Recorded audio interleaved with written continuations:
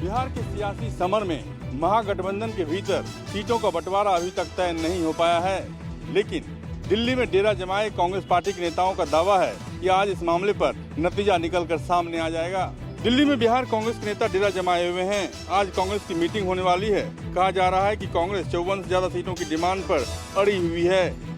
इस बीच सूत्रों के हवाले से खबर है कि महागठबंधन का फॉर्मूला फिक्स हो गया है, जिसके मुताबिक राजद के हिस्से 134, कांग्रेस को 54 सीटें और अन्य पार्टियां कितनी सीटों पर चुनाव लड़ेंगी, यह लगभग तय माना जा रहा है। सूत्रों के मुताबिक आरजेडी 134, वीआईपी 18, कांग्रेस 54, माले 22, सीपीआई 4, सीपीआईएम 6, जेएमएम 2, आरजेएलपी 3, आईआईपी 2। बता दें कि महागठबंधन में सीट शेयरिंग को लेकर खींचतान जारी है। वीआईपी पार्टी के मुखिया मुकेश सहनी ने ज्यादा सीटों की डिमांड की। इसके साथ ही डिप्टी सीएम फेस की भी मांग कर रहे हैं। जिसके बाद राजद से बात नहीं बनी तो वह भी दिल्ली पहुंच गए। उनके अलावा कांग्रेस और राजद के बीच भी सीटों को लेकर तकरार थी। राजद ने कांग्रेस को 52 से 54 सीटों के बीच देने की बात कही थी, जबकि कांग्रेस 60 सीटों पर चुनाव लड़ने की डिमांड कर रही थी। हालांकि तेजस्वी यादव और राहुल गांधी के बीच अब तक सीट शेयरिंग पर बात नहीं हुई है। कांग्रेस नेताओं का कहना है कि 1-2 दिन में सीट बंटवारा तय हो जाएगा। कैमरा पर्सन संजय राहुल के साथ रमन कुमार, दिल्ली, न्यूज 24। शिवसेना और यूबीटी नेता उद्धव ठाकरे और राज ठाकरे के बीच करीबियां बढ़ने लगी हैं। रविवार को एक बार फिर राज ठाकरे पूरे परिवार के साथ मातोश्री पहुंचे। एक हफ्ते के अंदर ये दूसरी घटना थी जब राज ठाकरे मातोश्री पहुंचे थे। इसके पहले वो अपने भाई उद्धव ठाकरे को जन्मदिन की बधाई देने के लिए पहुंचे थे। खास बात यह है कि जब से राज ठाकरे की पार्टी महाराष्ट्र नवनिर्माण सेना और उद्धव ठाकरे की शिवसेना के बीच गठबंधन की चर्चा चल रही है, तब से दोनों भाइयों के बीच 6 बार मुलाकात हो चुकी है। खास बात यह है कि 14 अक्टूबर को महाराष्ट्र चुनाव आयुक्त से जो विपक्षी पार्टियां, खासतौर पर महाविकास अघाड़ी के जो लोग हैं वो मिलने जा रहे हैं, उसमें राज ठाकरे भी मिलने जा रहे हैं। इसके पहले संजय राउत का कहना है कि राज ठाकरे चाहते हैं कि महाविकास अघाड़ी के साथ अगर वो रहते हैं तो कांग्रेस भी साथ रहे। कैमरांचल के साथ इंद्रजीत सिंह, न्यूज 24, मुंबई। बहराइच में आदमखोर भेड़िए को गोली मार दी गई है। गोली लगने के बाद घायल भेड़िया फिर से लंगड़ाते हुए भाग गया। इस बार गोली भेड़िए के पैर में लगी है। वन विभाग की तरफ से बताया गया है कि ये वही भेड़िया है जिसे कुछ दिन पहले शूटरों ने पुनिया गांव के पास गोली मारी थी। गोली पैर में लगने की वजह से वो अब लंगड़ा कर चल रहा है। विभाग को आशंका है कि क्षेत्र में 2 से 3 भेड़िए सक्रिय हो सकते हैं। बताया गया है कि ड्रोन कैमरे में कैद हुआ लंगड़ा भेड़िया पहले से भी ज्यादा खूंखार हो गया है। बहराइच में अब तक भेड़ियों के हमले में 6 लोगों की मौत हो चुकी, जबकि 30 से ज्यादा ग्रामीण घायल हैं। वन विभाग की टीम लगातार इलाके में गश्त कर रही है और ड्रोन की मदद से भेड़िए की लोकेशन को ट्रैक किया जा रहा है। अधिकारियों की तरफ से दावा किया जा रहा है कि भेड़ियों को पकड़ने के लिए वन विभाग के अधिकारियों के साथ शूटर्स को भी तैनात किया गया है। दावा ये भी किया जा रहा है कि इन भेड़ियों को जल्द ही पकड़ लिया जाएगा। कैमरा पर्सन धर्मेंद्र कुमार साहू के साथ मानस श्रीवास्तव, न्यूज 24। भारत पाकिस्तान अंतर्राष्ट्रीय सीमा और नियंत्रण रेखा परिसर में हाई अलर्ट जारी किया गया है, क्योंकि कायर पाकिस्तान द्वारा पाले गए आतंकी एक बार फिर लॉन्चिंग पैड में मौजूद है, जिनकी संख्या 100 से 120 के करीब है। ये आतंकी अंतर्राष्ट्रीय सीमा और नियंत्रण रेखा के जरिए भारतीय सीमा में घुसपैठ करने की कोशिश कर सकते हैं, लेकिन इन बीएसएफ के बहादुर जवानों को देखिए। इनके होते हुए हमारी सरहद पर कोई आतंकी तो क्या, कोई परिंदा भी पर नहीं मार सकता। जवानों की संख्या में बेहद ज्यादा इजाफा किया गया है। जवानों की निगाहें 24 घंटे दुश्मन यानी पाकिस्तान की ओर रहती हैं।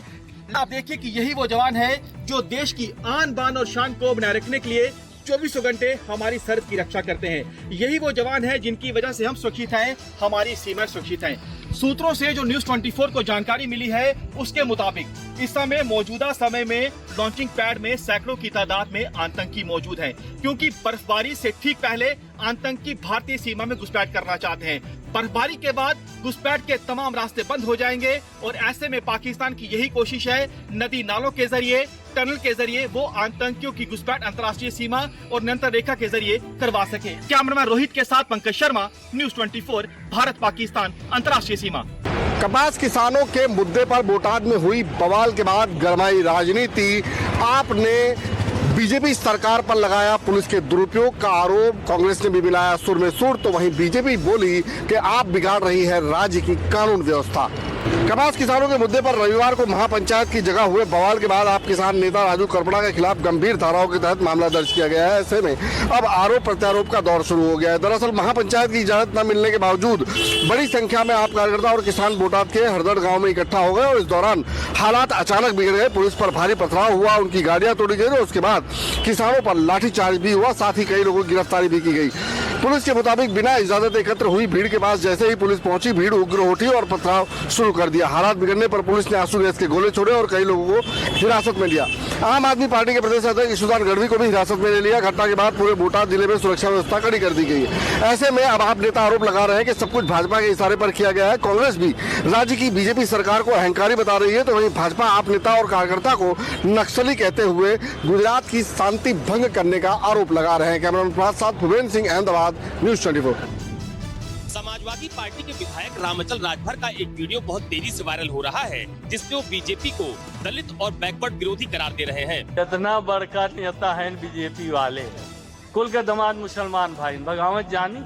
दरअसल रामअचल राजभर अम्बेडकर नगर में समाजवादी पार्टी के विधायक हैं। एक कार्यक्रम के दौरान रामअचल राजभर ने कहा कि प्रदेश में कई बैकवर्ड मुख्यमंत्री रहे हैं, जिसमें चौधरी चरण सिंह, कल्याण सिंह, राम प्रसाद गुप्ता, मुलायम सिंह यादव, मायावती और अखिलेश यादव भी रहे हैं। लेकिन साल 2017 में बीजेपी का मुख्यमंत्री बनने के बाद मुख्यमंत्री आवास पर हरिद्वार से पुरोहित बुलाकर 1 महीने तक जप किया गया।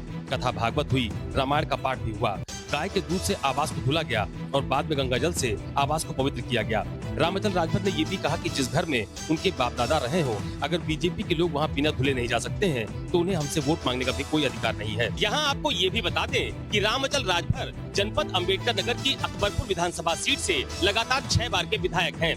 कैमरा पर्सन मिंटू सिंह के साथ अशोक तिवारी, लखनऊ, न्यूज़ 24।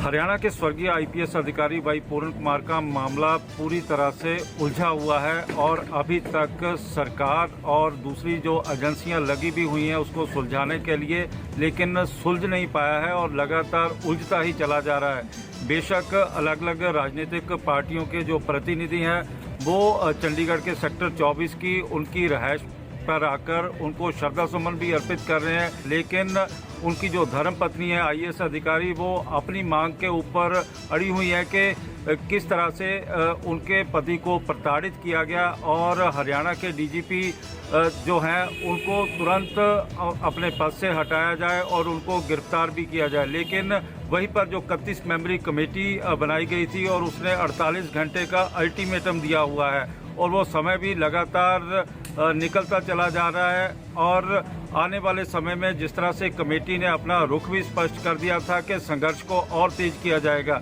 लेकिन अब सरकार की और आंखें लगी हुई हैं कि सरकार का क्या फैसला आता है। कैमरामैन गंभीर सिंह राणा के साथ विशाल इंग्लिश, न्यूज़ 24 चंडीगढ़। राष्ट्रवादी कांग्रेस पार्टी अजित पवार हिंदुत्व के मुद्दे से कोसों दूर है, क्योंकि चुनाव में उसे मुस्लिम समुदाय भी भर भर कर वोट करते हैं। लेकिन अजित पवार का एक विधायक फिलहाल हिंदुत्व की राह पर चल पड़ा है। उस विधायक का नाम है संग्राम जगताप। संग्राम जगताप एनसीपी अजित पवार गुट से अहिल्यानगर जिले से विधायक है।